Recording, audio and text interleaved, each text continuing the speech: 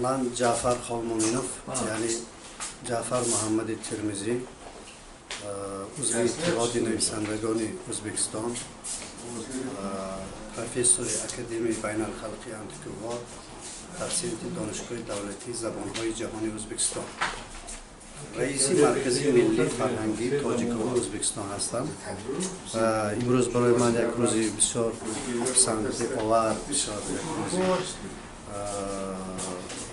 با سعادت بود، چون که با یکی از چهره‌های برجسته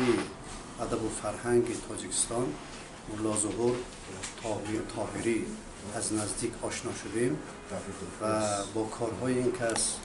آشنایی پیدا کردیم.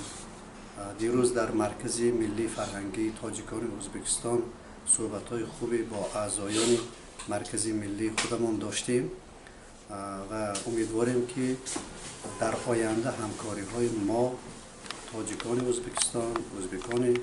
ازبکستان با تاجیکستان، خصوصا با تاجیکان و ازبکان تاجیکستان بیش از پیش رواج یابد و همین گونه دیداربینی‌ها، دید و بازدیدهای فرهنگی، ادبی در بین ایجادکاران، ادیبان، شاعران، نویسندگان و چهره‌های هنری، چهره‌های علمی هر دو کشور بیشتر شود. انشاءالله در همین سال جاری در ازبکستان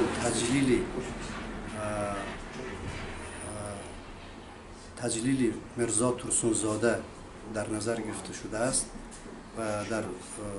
تاجیکستان تجلیل از استاد ارکین واحدوف در نظر گرفته شده است و همین گونه شخصیت‌ها و چهره‌های بارز و برجسته ادب و فرهنگ دو ملت دوست و برادر ازبک و تاجیک هستند که دوستی‌های ما، روابط فرهنگی ما، روابط دوستی ما، روابط اقتصادی ما رواج می‌یابد و تشریف استاد ملا ظهور طاهری هم به همین منظور بوده است که پیوندهای ما باز مستحکم گردند، چنانه که رئیس جمهور ازبکستان جناب شوکت میرزیویف و رئیس جمهور تاجیکستان جناب امامعلی رحمان در صحبت‌ها، در ملاقات‌های خود به این دوستی ازلی و ابدی ما یک بار دیگر پایه‌گذاری کردند و برای باز هم رشد و تقویت یافتن این دوستی و همکاری‌های ما خدمت‌های بسیار شایسته انجام دادن و وظیفه من و شما از این عبارت است که همین ابتکار دو رئیس جمهور را همیشه دستگیری کنیم و برای